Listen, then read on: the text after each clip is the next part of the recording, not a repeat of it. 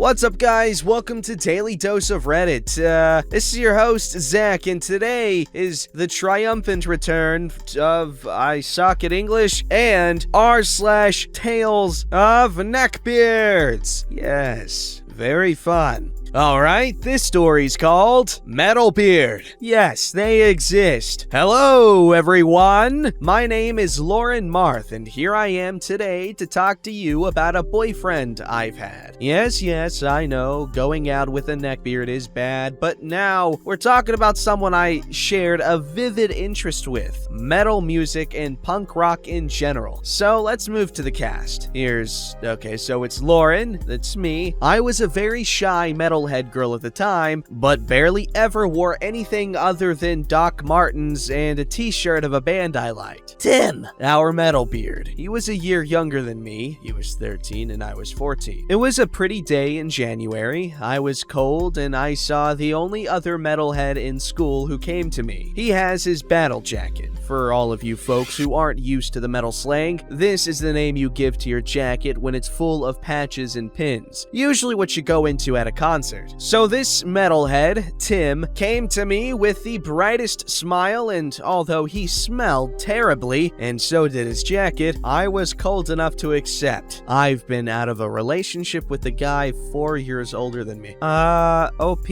I'm sorry, but that's not okay. I'm glad you're out of that relationship, and I'm not blaming you, don't worry. But 18-year-old guys shouldn't be dating 14-year-old girls, okay? Hey, what's your name? I've been seeing you around and I wondered how you were doing. He started, smiling at me while I was just sitting there, an earphone in and listening to some old Slipknot songs. Oh, hi, I'm Lauren. Nice to meet you. You're Tim, I think? Yeah, that's me. I know you're a bassist. I've seen you walking around with your bass. I'm one too. Well, that's great, I muttered. Back at the time, I was very shy and just wanted to end this conversation. Of course, it couldn't end like that. Well, maybe we should go grab lunch one of these days. What are you listening to? He was switching from one subject to another rather quickly, but I didn't mind. I had someone to take me out of the social misery I've been drowning in, so it was kind of nice. Slipknot. Oh, you're listening to Vermilion Part 2? He asked out of the blue, and I frowned. I remembered that this caught me off guard, as I didn't like it much by the time. For those who don't know Slipknot, it's in the album Subliminal Verse, and it's like one of the rare ballad-like songs that they released. No, Disaster Piece, which was a much harder song. I didn't expect a girl to be listening to such brutal songs. I laughed and looked at him before starting to explain to him that I deeply enjoyed extreme metal and black metal, which he didn't seem to get.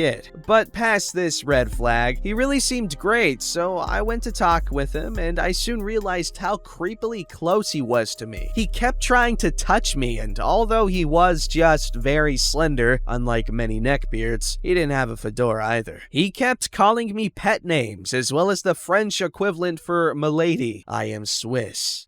So he kept on talking, and the lack of choice was setting in for me. I accepted to go out with him. We went official, but no one really cared, as everyone seemed to already know about it. For a little note, even though I listened to a lot of metal, I was much more on the punk rock side and have a mohawk by the time. The joke was that we were like Motorhead, which is his favorite band, who mixes a bit of the two music genres. So, moving past a month, my family surprised me with 4 tickets for Metallica. They knew about Tim and were fine with him as they met him, and aside from his horrible body odor, he acted nicely towards my parents. I only didn't know how freaking disgusting this boy was. We went, and of course, as the small, absolutely degenerated metalhead I was, I managed to slip to the front and headbang my muscles off. I couldn't turn my head for 2 days. I am a very intense participant of concerts. Tim didn't do much, and he was jealous when I managed to get one of James Hetfield's picks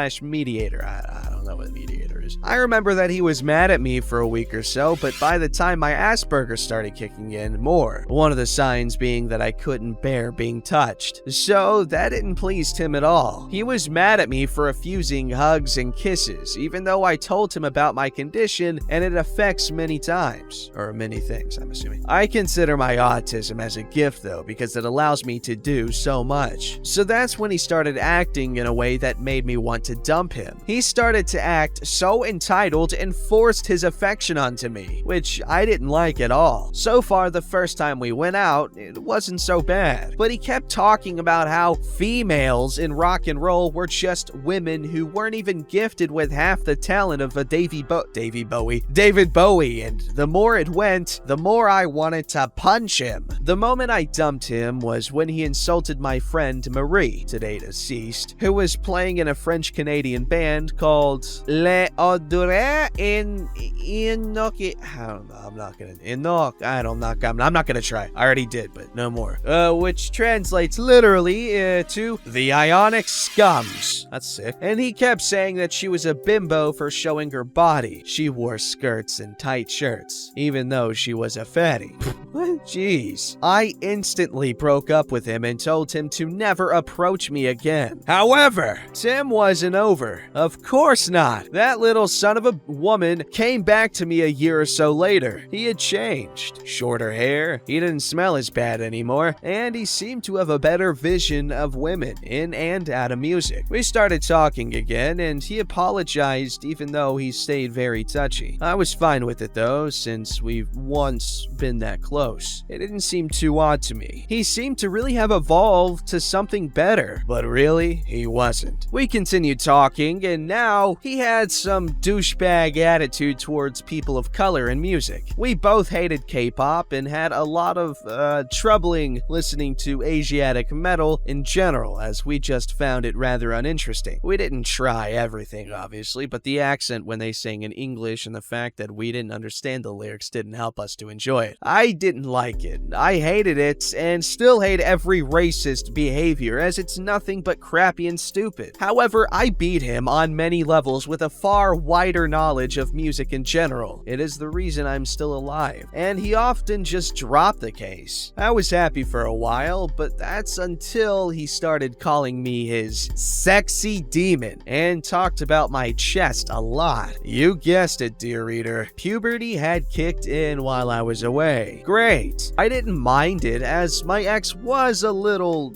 talkative about the subject, but never tried anything, so I just guessed it would be the same with Tim. How wrong was I? One day during recess, he took my hand and we walked around the school. No one ever goes behind it, and we often went to be able to listen to music and watch videos without having our phones taken. In class, we had to present an object from our childhood in class. I had it with me as it was for the French lesson right after. Mine was a 30-centimeter tall marble statuette of Anubis, which is the Egyptian god of the dead, not god of death, and was walking around with that figure that followed me all throughout my younger years. I can never thank it enough for how it helped me though. So he walked down and Tim went for a kiss. A little reluctant, I still gave it to him and held on to my statue, but I didn't expect what followed. See, I didn't dress like a normal girl dresses, and skirts weren't my thing. But on that particular day, I was wearing a red skirt uniform and it was going down to my knees. It was my first concert that night, and I was overthinking everything, so my mother sent me to school in the clothes I'd be wearing for tonight, so I'd get used to wearing them. It was a punk rock concert, so of course, once again, I was nailing the look with everything that you could think of. The thing is, I was going to be the artist. Well, that was arousing for Tim, so he kinda slammed me against the wall, enough to make me panic, and then started to try to get his hands on my breasts and under my skirt. I panicked. I told him that I didn't want that, as I already said before that I thought I was asexual, not aromantic though, which led me to be with him without any intent of sexual intercourse. I was also too young. He didn't stop, of course, and I had to slam my marble statuette right in his Nuts. Nuts? Oh, come on. You should have said marbles for him to let go of me. Or was that like comedic? Were you saying like right in his nuts? Because we expected you to say marble. Either you're a genius and I'm stupid, or you just missed an opportunity. I let it go without telling anyone. That is until he decided to try to take legal action against me for absolutely crushing his sorry excuse of a penis with the godly figure of the now god who was keeping the soul of the millions of potential kids he'll probably never have. Oh, the police here being very understanding, I've been called and they listened to my version. After confirmation of a witness in the person of a teacher who came to check on what was happening because I was very loudly telling him no and step off, even screaming. He dropped the charges and so did we, and I thought it was over. That is, until he tried to do something to a student who was on a student exchange in the French part of Switzerland. She was from the German part and found herself to be a metalhead too. I tried to warn her, but really, she didn't listen, and when he tried something, she managed to escape him and come to me to apologize for not believing me. Yikes. Okay.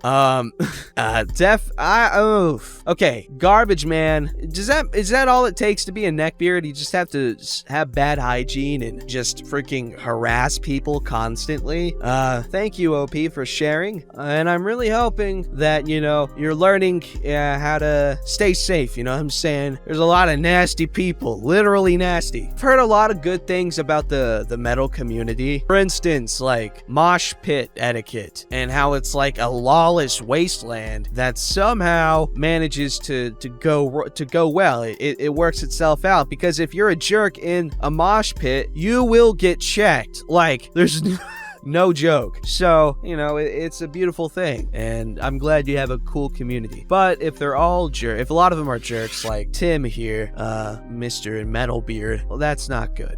Basically, I'm asking, is it good? Are they good? Is the metal community super sweeties? This story's called Softball Beard. I remember this encounter. I sure hope. I wish I could forget. I sure don't. My sister posted on Facebook about her first game on her high school softball team. No anime beard or Vicky. Sorry, but I'll post the Christmas story. A year ago, my sister made it on her softball team. I promised to make it to her first game. Fred heard and told me that he's coming to cheer her on. I was excited. My sister called. OP, are you coming to the game? Of course. Fred and I would be there. So is my mother. You want Taylor there? Yes, more people, please. I'm so nervous. It'd be nice to have a cheer section. Can his siblings come? I can ask. Please? Fred, can you call your 8 siblings? Yes, I can. Game day. Everyone came. I mean everyone. Taylor, Nick, and every single sibling. We brought chairs, since if we go on bleachers, there will be no seats. I picked the shady spot. My sister came over and smiled. Everyone came! Anything for family. Thank you. You want drinks? I don't want you to overheat.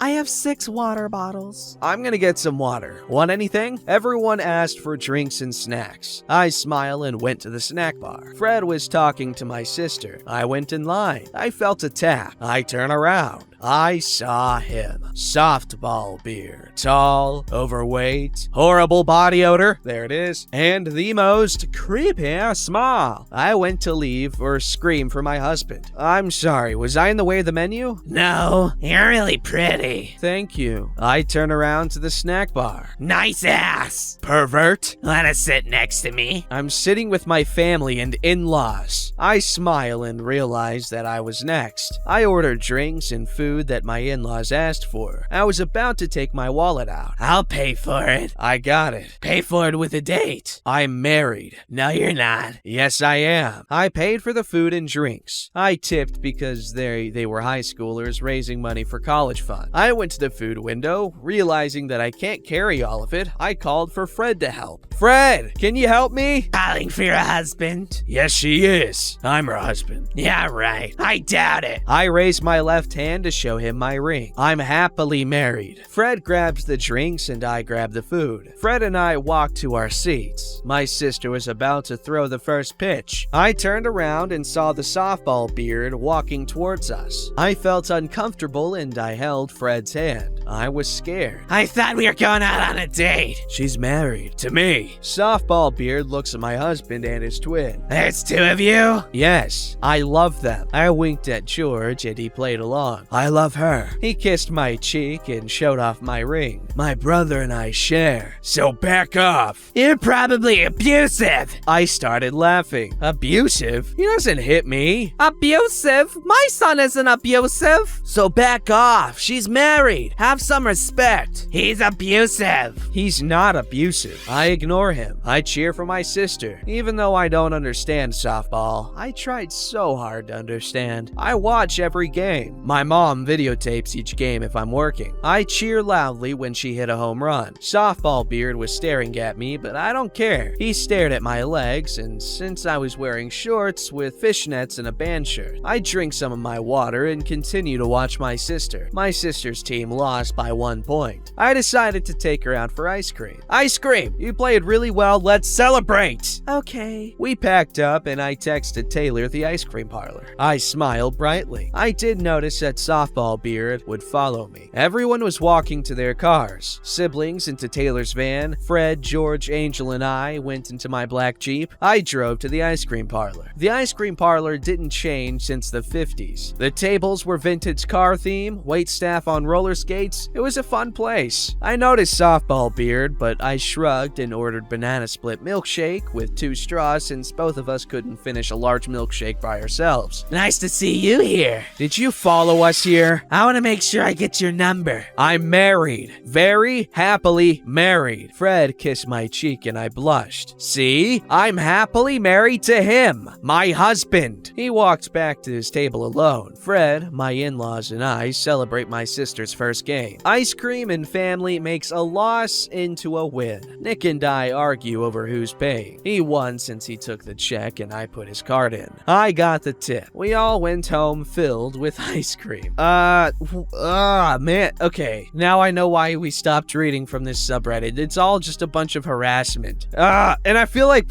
saying like just calling these people neckbeards really just takes away from like it's almost like trivializing it. I feel like that's not okay. It's not funny. It's not like let's make fun of. It's not. It's just weird, man. Not against the I'm not like sliding the OPs. I'm happy they're sharing, but like, God, that's creepy. You're not a neckbeard. You're a perv. You're a creep. All right, sorry, I got that out of my system. Don't forget to like, subscribe, and hit that bell to never miss an episode.